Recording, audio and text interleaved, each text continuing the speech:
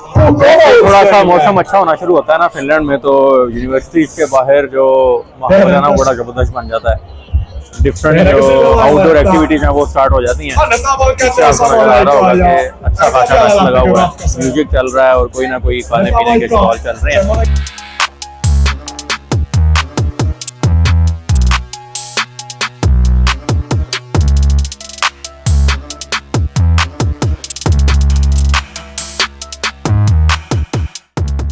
अस्सलाम वालेकुम and hello to everyone. I hope आप सब लोग ठीक होंगे।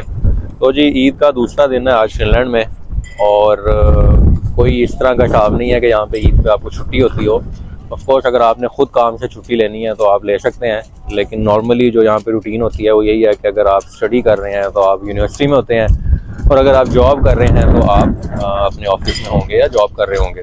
तो आज जिस टॉपिक पे बात करनी है वो इस हवाले से है कि फिनलैंड में स्टूडेंट एडमिशन के लिए अप्लाई करते हैं और फॉर सम रीजन उनकी एप्लीकेशन रिजेक्ट हो जाती है या उन्हें एडमिशन नहीं मिलता। तो उसके पीछे क्या रीजन हो सकती हैं या ऐसे कौन से फैक्टर्स हो सकते हैं कि जिस बेस पे आपका एडमिशन रिजेक्ट हो जाता है या नहीं होता फिनलैंड की यूनिवर्सिटी में। तो ऑफ कोर्स मैं अपने एक्सपीरियंस के हवाले से आप लोगों के साथ कुछ पॉइंट्स शेयर करूंगा। आई होप किसी ना किसी हवाले से हेल्प हो सके, या कोई नेक्स्ट इनटेक में अप्लाई करे तो वो इन चीज़ों को लाजमी कंसिडर करें। अच्छा, जो सबसे पहला फैक्टर है वो ये है कि बहुत सारे स्टूडेंट्स जो बेसिक रिक्वायरमेंट्स हैं किसी भी प्रोग्राम में अप्लाई करने की, वो सही तरीके से चेक नहीं करते, या अगर उन्हें पता भी हो कि ये रिक्वायरमेंट है तो वो स्टिल अप्लाई कर देते हैं इवन दो कि वो क्राइटेरिया को या रिक्वायरमेंट्स को मीट नहीं कर रहे। फॉर एग्जांपल मैं आपको एक मिसाल देता हूं कि अगर किसी प्रोग्राम में आइट्स की रिक्वायरमेंट 6.5 बैंड्स की है और आपके 6 बैंड्स आए हैं, तो अगर आप उसमें अप्लाई करेंगे तो स्ट्रेट फॉरवर्डली आपकी जो एप्लीकेशन है वो रिजेक्ट हो जाएगी और आपको एडमिशन नहीं मिलेगा। तो प्रोग्राम की रिक्वायरमेंट्स को अच्छे तरीके से चेक करना और उसको लिस्ट डाउन कर लेना अपने पास और उसको याद भी रखना बहुत इंपॉर्टेंट है।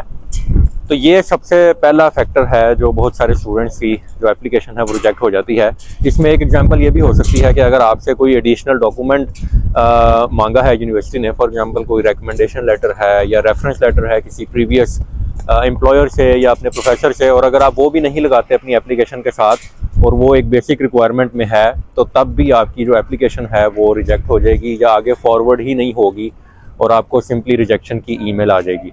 अच्छा, जो सेकंड फैक्टर है वो आपका रेलेवेंट बैकग्राउंड ना होना है।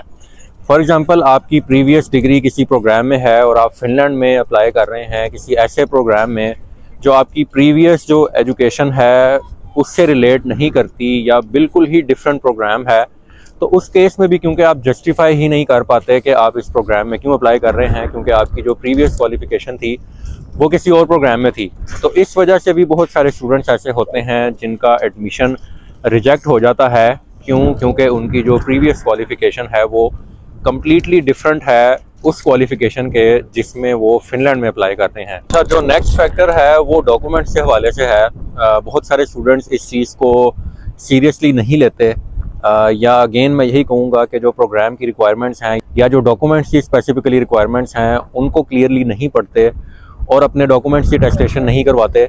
इस वजह से भी उनकी एप्लीकेशन रिजेक्ट हो जाती है, क्योंकि अगर आपके डॉक्यूमेंट्स प्रॉपरली अटेस्टेड नहीं हैं या जो यूनिवर्सिटी एक्सपेक्ट कर रही है आपसे कि आप डॉक्यूमेंट्स को अटेस्ट करवा के सेंड करें, कुछ यूनिवर्सिटीज ऐसी हैं जो अटेस्टेशन के बगैर भी मे बी एक्सेप्ट कर लें आपके डॉक्यूमेंट्स, बट अगेन आपको जो प्रोग्राम है या जो यूनिवर्सिटी है जिसमें आप अप्लाई कर रहे हैं उसकी रिक्वायरमेंट्स आपने लाजमी चेक करनी है और अपने डॉक्यूमेंट्स अकॉर्डिंगली वेरीफाई करने हैं। मोस्टली आपने हायर एजुकेशन कमीशन जो कि HEC है उससे आपने अपने डॉक्यूमेंट्स अटेस्ट करवाने होते हैं। अगर आप शुरू में ही वो करवा लें तो आपको एंड पे इतनी सरदर्दी नहीं लेनी पड़ेगी और आपको पता होगा कि आपके पास कुछ कॉपीज़ हैं जो आपने हायर एजुकेशन कमीशन से टेस्ट करवाई हुई हैं। तो डॉक्यूमेंट्स का प्रॉपरली अटेस्ट ना करवाना भी आपके एडमिशन की रिजेक्शन की एक वजह बनती है। तो इससे जो अगली रीज़न है वो इंटरव्यू में या अगर आपने एंट्रेंस एग्ज़ाम दे रहे हैं किसी प्रोग्राम के लिए उसमें प्रॉपर स्कोर ना करना है, या जो उनकी रिक्वायरमेंट है उस एग्ज़ाम को पास करने की उसमें प्रॉपर स्कोर ना लेना है। फॉर एग्जांपल अगर आप बैचलर्स की किसी डिग्री में अप्लाई कर रहे हैं या अगर आपने US का एंट्रेंस एग्ज़ाम देना है तो उसके लिए जो स्पेसिफिक रिक्वायरमेंट है प्रोग्राम की, अगर आप वो एग्ज़ाम पास नहीं करते वो भी एक बड़ी रीज़न है आपको एडमिशन ना मिलने की, क्योंकि ऑफ कोर्स अगर वो एग्ज़ाम ले रहे हैं तो उन्होंने कोई क्राइटेरिया रखा होगा या कोई पासिंग मार्क्स रखे होंगे जो आपने लाजमी लेने हैं एंट्रेंस एग्ज़ाम को क्लियर करने के लिए। तो अगर आप उसमें वो प्रॉपर स्कोर नहीं कर पाते तो ऑफ कोर्स आपका एडमिशन इस वजह से भी रिजेक्ट हो जाता है। और इसके साथ साथ अगर किसी ऐसे प्रोग्राम में आप अप्लाई कर रहे हैं जिसमें आपको इंटरव्यू देना है, और अगर आप इंटरव्यू में अच्छा स्कोर नहीं कर पाते या उन्हें इम्प्रेस नहीं कर पाते फॉर सम रीजन, तो ऑफ कोर्स ये भी एक रीज़न बनती है आपको एडमिशन ना मिलने की। तो जो नेक्स्ट रीज़न है वो one of the biggest reason है आपका एडमिशन रिजेक्ट होने की, वो आपका पर्सनलाइज्ड मोटिवेशन लेटर ना लिखना है। बहुत सारे स्टूडेंट्स ऐसे होते हैं जो एक दूसरे से मोटिवेशन लेटर मांग लेते हैं और सिर्फ अपना नाम वगैरह चेंज करके वो सबमिट कर देते हैं। उसमें कोई अपनी स्टोरी मेंशन नहीं करते, कोई अपने हवाले से चीज़ें उसमें ऐड नहीं करते, अपने पर्सनल एक्सपीरियंसेस उसमें ऐड नहीं करते। इस वजह से भी उनका एडमिशन रिजेक्ट हो जाता है। और ये मेरे नज़दीक सबसे इम्पॉर्टेंट रीज़न है या सबसे बिगेस्ट रीज़न है आपका एडमिशन रिजेक्ट होना फिनलैंड में या किसी भी और इंटरनेशनल यूनिवर्सिटी में, कि आपने पर्सनलाइज्ड मोटिवेशन लेटर नहीं लिखा। क्योंकि जो भी लेटर पढ़ रहा होगा उसको शुरू का लेटर पढ़ने के बाद ही आइडिया हो जाएगा कि ये आपकी पर्सनलाइज्ड स्टोरी है या आपका पर्सनलाइज्ड लेटर है या आपने बस कहीं से उठाया है, ऑनलाइन कहीं से पकड़ा है और आपने छाप दिया है। तो जितने भी स्टूडेंट्स नेक्स्ट इनटेक में, बेशक वो फिनलैंड में अप्लाई कर रहे हैं, जर्मनी में अप्लाई कर रहे हैं, किसी भी यूनिवर्सिटी में, किसी भी मुल्क में अप्लाई कर रहे हैं, तो मोटिवेशनल लेटर या स्टेटमेंट ऑफ पर्पस सबसे इम्पॉर्टेंट डॉक्यूमेंट होता है आपका एडमिशन सिक्योर करने में भी, और फिर अगर वहाँ पे स्कॉलरशिप की अपॉर्चुनिटी अवेलेबल है तो उसको भी अवेल करने के लिए।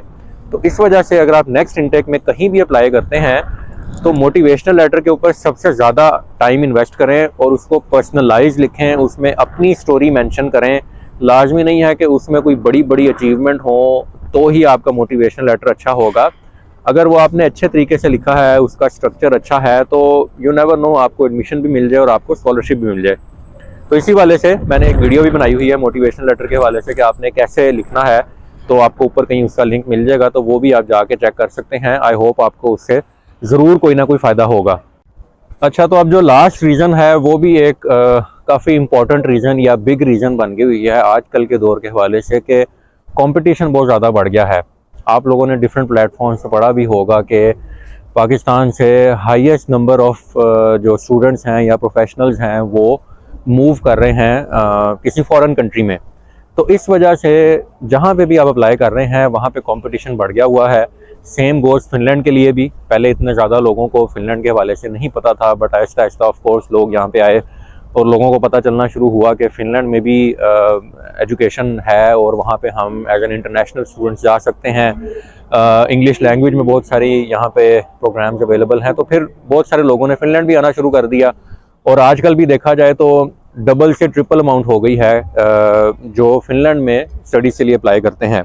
तो कंपटीशन जहाँ ज़्यादा हो जाता है तो वहाँ पे बहुत सारे लोग फिर अनलकी हो जाते हैं, इवन दो कि आपकी एप्लीकेशन किसी से अच्छी भी है, लेकिन अगर आप नंबर ऑफ़ एप्लीकेशंस देखते हैं तो फिर जिन्होंने सिलेक्ट भी करना है स्टूडेंट्स को, उनके लिए भी आई थिंक बड़ा मुश्किल हो जाता है कि वो किसको सिलेक्ट करें और किसको सिलेक्ट ना करें। तो कंपटीशन का बढ़ जाना, बहुत ज़्यादा एप्लीकेशंस हर साल यहाँ पे आना, ये भी वन ऑफ द रीज़न है कि बहुत सारे लोग अनलकी हो जाते हैं और उनको फिनलैंड में एडमिशन या स्कॉलरशिप नहीं मिल पाता। तो ये कुछ रीज़न्स थी जो मेरे जहन में आती हैं कि इन रीज़न्स की वजह से बहुत सारे जो स्टूडेंट्स हैं उनकी एप्लीकेशन या उनको एडमिशन नहीं मिल पाता फिनलैंड में। तो अगर आप वन ऑफ दोज हैं जिनको यहाँ पे एडमिशन नहीं मिला, तो जैसे मैंने पिछली वीडियो में कहा था कि आपको दिल हारने की ज़रूरत नहीं है, डीमोटिवेट होने की ज़रूरत नहीं है। It's part of life. अगर आप रिजेक्ट हो गए हैं तो इसका मतलब ये नहीं है कि आप में कोई कमी थी या आप अप टू द मार्क नहीं थे। ऑफ कोर्स इम्प्रूवमेंट की गुंजाइश हर हवाले से होती है। तो कहीं पे भी नेक्स्ट अगर आप अप्लाई करते हैं तो इन चीज़ों को जो मैंने मेंशन की हैं इनको लाजमी कंसिडर करें अपनी एप्लीकेशन के हवाले से। तो आई होप आपको कोई ना कोई फ़ायदा ज़रूर होगा। तो चलें किसी अगली वीडियो में फिर आपसे गपशप लगाते हैं। तब तक के लिए अल्लाह हाफिज़।